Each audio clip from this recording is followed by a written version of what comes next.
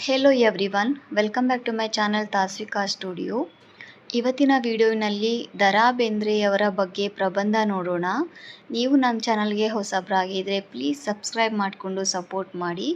So let's begin the video. Da Ra Bendre ಬಗ್ಗೆ ಪ್ರಬಂಧ. ಪೀಠಿಕೆ. ನವೋದಯ ಕಾಲದ ಅತ್ಯಂತ ಪ್ರಸಿದ್ಧ ಕನ್ನಡ ಕವಿಗಳಲ್ಲಿ ಒಬ್ಬರು. ವರಕವಿ, ಅಕ್ಷರಶಃ ಪ್ರತಿಭಾನ್ವಿತ ಕವಿ ಎಂದು ಹೊಗಳಲ್ಪಟ್ಟ ಅವರು ಕನ್ನಡಕ್ಕಾಗಿ ಜ್ಞಾನಪೀಠ ಪ್ರಶಸ್ತಿಯನ್ನು ಪಡೆದ ಜನರಲ್ಲಿ ಎರಡನೇ ವ್ಯಕ್ತಿಯಾಗಿದ್ದಾರೆ.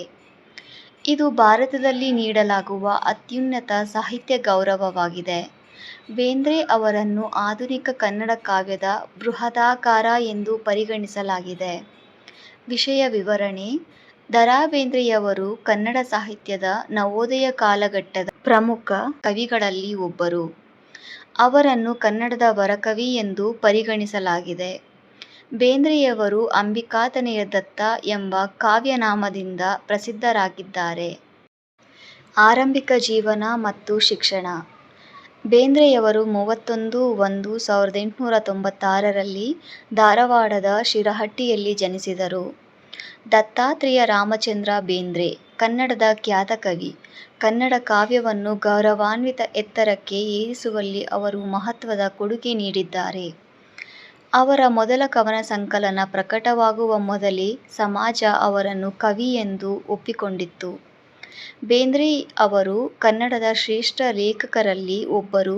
ಸಾಂಸ್ಕೃತಿಕವಾಗಿ ಶ್ರೀಮಂತ ಆದರೆ ಬೌದ್ಧಿಕವಾಗಿ ಅತ್ಯಂತ ಬಡ ಚಿತ್ತಾವನ ಬ್ರಾಹ್ಮಣ ಕುಟುಂಬದಲ್ಲಿ ಜನಿಸಿದರು. ಅವರ ಅಜ್ಜ ಸಂಸ್ಕೃತ ಶಾಸ್ತ್ರೀಯ ಸಾಹಿತ್ಯದಲ್ಲಿ ವಿದ್ವಾಂಸರಾಗಿದ್ದರು. ದತ್ತಾತ್ರೇಯ ಅವರ ತಂದೆ ಕೂಡ ಸಂಸ್ಕೃತ ಪಂಡಿತರಾಗಿದ್ದರು. 12 ವರ್ಷಗಳ ಬಳಲಿಕೆ ಮತ್ತು ಮಾನಸಿಕ ಅಸ್ವಸ್ಥತೆಯ ನಂತರ ಇವರ ತಂದೆ ದತ್ತಾತ್ರೇಯರ ನಿಧನರಾದರು. ಅವರ ಅಜ್ಜಿ ಮತ್ತು ತಾಯಿ ಕುಟುಂಬವನ್ನು ಬೆಂಬಲಿಸಲು ಮತ್ತು ಶಿಕ್ಷಣ ನೀಡಲು ಖಾನಾವಳಿ ಭೋಜನಾಲಯವನ್ನು ನಡೆಸುತ್ತಿದ್ದರು. ಇಬ್ಬರು ಧೈರ್ಯಶಾಲಿ ಮಹಿಳೆಯರು ಈ ಅದ್ಭುತ ಬಾಲಕನ ಮೇಲೆ ಶಾಶ್ವತವಾಗಿ ಪ್ರಭಾವ ಬೀರಿದರು. ಬೇಂದ್ರೆಯವರು ತಮ್ಮ ಚಿಕ್ಕಪ್ಪನ ನೆರವಿನಿಂದ ಪ್ರಾಥಮಿಕ ಮತ್ತು ಪ್ರೌಢಶಾಲಾ ಶಿಕ್ಷಣವನ್ನು ಧಾರವಾಡದಲ್ಲಿ ಮುಗಿಸಿದರು. 1913ರಲ್ಲಿ ತಮ್ಮ ಮೆಟ್ರಿಕ್ಯುಲೇಷನ್ ಮುಗಿಸಿದರು. ಇವರ ಕಾವ್ಯನಾಮ ಅಂಬಿಕಾತನಯ ದತ್ತ ಆಗಿತ್ತು.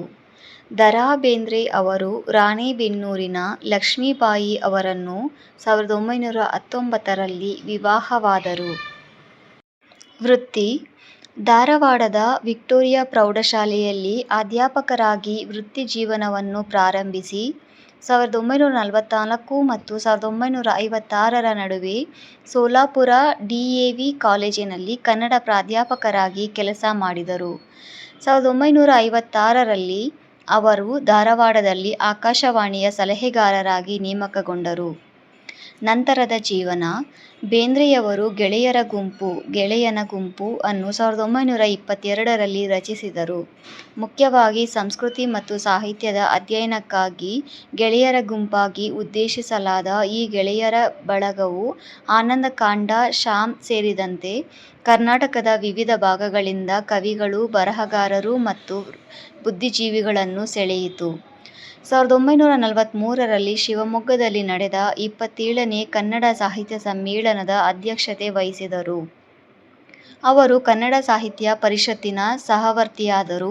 1972ರಲ್ಲಿ ಕರ್ನಾಟಕ ಸರ್ಕಾರವು ಅವರ ಜೀವನದ ಕುರಿತು ಸಾಕ್ಷ್ಯಚಿತ್ರವನ್ನು ನಿರ್ಮಿಸಿತು. ಒಬ್ಬ ವ್ಯಕ್ತಿಯಾಗಿ ಬೇಂದ್ರೆಯವರು ಸ್ನೇಹಪರ, ಸೌಮ್ಯ ಮತ್ತು ಬೆರೆಯುವವರಾಗಿದ್ದರು. ಅವರು ಬುದ್ಧಿಜೀವಿಗಳು ಮತ್ತು ಅನಕ್ಷರಸ್ಥ ಗ್ರಾಮಸ್ಥರೊಂದಿಗೆ ಸಮಾನ ಪದಗಳಲ್ಲಿ ಬೆರೆತರು. ಅವರು ಜೀವನವನ್ನು ವಿವಿಧ ಬಣ್ಣಗಳಲ್ಲಿ ಪ್ರೀತಿಸುತ್ತಿದ್ದರು ಮತ್ತು ವ್ಯಾಖ್ಯಾನಿಸಿದರು.